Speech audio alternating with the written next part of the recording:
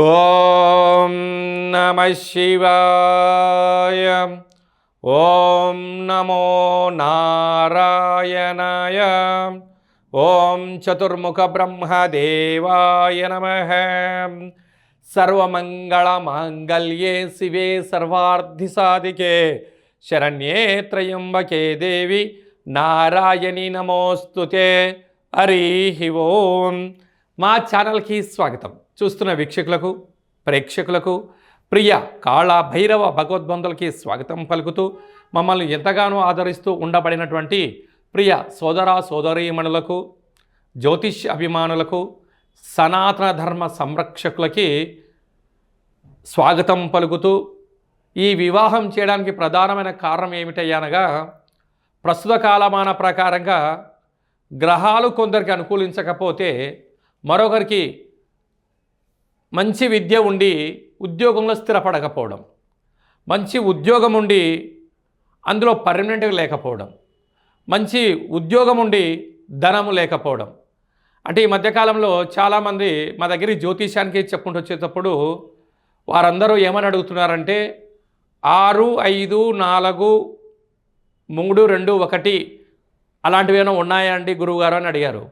6 ఏంటివి, 5 ఏంటివి, పరిస్థితి ఏమిటి అని అడిగాను. 1 అంటే అబ్బాయి ఒకటే ఉండాలట. 2 అంటే వివాహం తదనంతరం వీళ్ళిద్దరు కలిసే ఉండాలట. 3 అంటే తల్లిదండ్రులకు అత్తమామలకు దూరంగా ఉండాలట. 4 ఏమిటంటే 4 నెంబర్లు కలిగినటువంటి తారాస్థాయి లాంటి వాహనం కావాలట. 5 అంటే ఏమిటో తెలుసా? వీరి మధ్యలో పంచభూతాలు కూడా దూరకూడదట. 6 అంటే వివాహ తదనంతరము అబ్బాయి యొక్క పాస్తులే కావాలి తప్ప అన్నదమ్ముళ్ళు కానీ అక్క చెల్లెలు కానీ గతంలో తల్లిదండ్రులు చేసిన అప్పు కానీ వీరికి ఉండకూడదట. 7 ఏంటమ్మా అంటే అబ్బాయి అపార కుబేరుడు కావాలి అని అడుగుతున్నారు. నేను ఒక్కసారి వాళ్ళ మాట విన్న తర్వాత ఆశ్చర్యచకితుడయ్యాను. అమ్మా, మీరు చెప్పిన దాని ప్రకారంగా చూస్తే ఆ వ్యక్తి అనాథ కావాలి,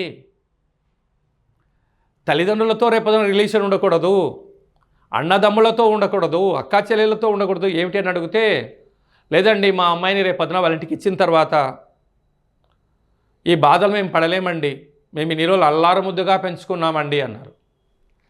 సరేనమ్మా, అంత బాగానే ఉంది.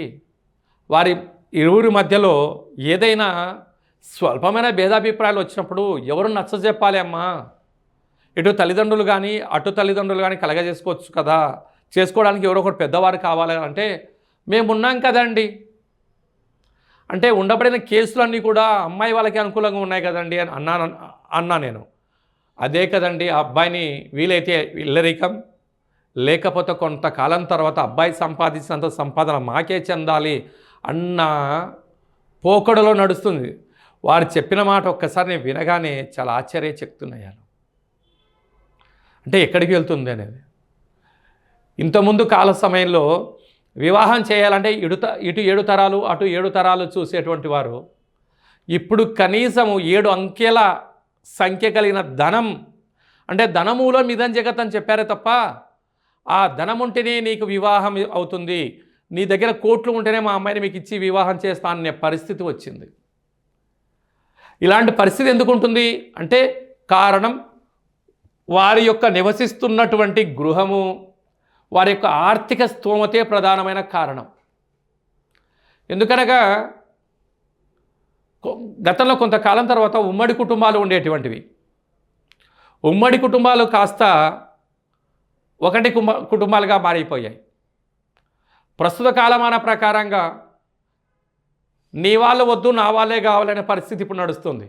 మరి కొంతకాలం తర్వాత ఎవరికి వారే యమునా తీరైన పరిస్థితి రావచ్చేమో. అంటే వీటన్నిటికీ గృహమే కారణం అని చెప్పి కొందరు చెప్తున్నారు. అంటే గృహంలో ఉండబడినటువంటి వాస్తు దోషం ప్రభావం వలన, అంటే ఇప్పుడు చాలా ప్రాంతాల్లో ఇంట్లో కిచెన్ పెట్టట్లేదు. ఏమిటయ్యా అంటే అంత హోటల్ ఫుడ్డే. మా అమ్మాయి వంట చేయదండి, అబ్బాయికి వంట వచ్చా అనే పరిస్థితి వచ్చిన పరిస్థితి ఉంటుంది. కనుక చాలామంది అబ్బాయిలకు పెళ్ళిగాని ప్రసాదులు చాలామంది ఉన్నారు. అలా అవ్వట్లేదని చెప్పి చాలామంది తల్లిదండ్రులు బాధపడుతున్నారు. అంటే చదవలేదా అంటే డాక్టర్లు చదివారు, ఇంజనీర్లు చదివారు, గవర్నమెంట్ ఉద్యోగస్తులు అయ్యారు. గవర్నమెంట్ ఉద్యోగస్తుడు అయ్యారు అనుకోండి, సాఫ్ట్వేర్ ఉద్యోగస్తుడు కావాలంటారు. సాఫ్ట్వేర్ వాళ్ళు అండి అందులో పర్మనెంట్ లేదు కదండి అంటున్నారు. మంచి ఉద్యోగం అంటే వెనక ఆస్తిపాస్తులు లేవు కదండి అంటున్నారు. అంటే కోరికలు మితిమీరిపోయాయి. సరే, వివాహ తదనంతరం వాళ్ళు కలిసి ఉంటారా అంటే తెలియట్లేదు. అంటే గృహంలో ఎవరి యొక్క గృహంలో అయితే ఏ దోషం అధికంగా ఉంటే వివాహం కాదో మనం ఈ వీడియోలో చెప్పుకుందాం. మిథున రాశి వారికి గృహం అంటే అద్దె ఇండ్లైనా స్వగృహమైన, చాలామందికి విద్యార్థులకు ఉద్యోగము, సకల వ్యాపార సామ్రాజ్యంలో మొకుటం లేని మహారాజులైన చాలామందికి వివాహం కావట్లేదు. అంటే వారి జాతకంలో దోషమా, జాతక చక్రంలో ఉండబడినటువంటి తృతీయంలో కేతు సంచార స్థితి ప్రస్తుత కాలమాన ప్రకారంగా దోషంలో ఉన్నప్పుడు అంటే అన్నీ అనుకూలించినట్టే ఉంటాయి, కానీ అనుకూలించట్లేదు. రాశిలోనే దేవగురు బృహస్పతి సంచార స్థితి ఉన్నాడు, అనవసర ప్రయాలు అవుతూ ఉంటాయి. కనుక మిథున రాశిలో ఏ నక్షత్రాలు వస్తాయనగా మృగశిర నక్షత్రంలోని 3-4 పాదాలు, ఆరుద్ర నక్షత్రంలోని 4 పాదాలు, పునర్వసు నక్షత్రంలోని 1, 2, 3 పాదాలు కలిపితే మిథున రాశి ఆశాధిపతి బుధ భగవానుడు. కనుక ఈ బుధుడు అనుకూలంగా లేని కారణం చేత అంటే ఒక్కోసారి అంత బాగున్నట్టే ఉంటుంది, అప్పుడే ఆనందము, అప్పుడే విచారము, అప్పుడే ఆటంకము, అనేక రకాలుగా పరిస్థితి కలుగుతుంటుంది. కనుక ఈ బుధ భగవానుడు నవగ్రహాలలో ఈశాన్య దిగ్భాగంలో ఉత్తర దిగ్భాగాన్ని చూస్తూ ఉంటారు. ఆయన బుధుడికి మనం ఏ మంత్రం చెప్పుకుంటామయ్యా అంటే ఓం బుధ అరిష్టేతు సంప్రాప్తే బుధ పూజాంచకారయేత్ బుధ ధ్యానం ప్రవక్ష్యామి బుద్ధి దోష ఉపశాంతయే. అంటే మంచిని బుద్ధిని ప్రసాదించవయ్యా అని బుధుడికి చెప్పుకుంటూ ఉంటాం.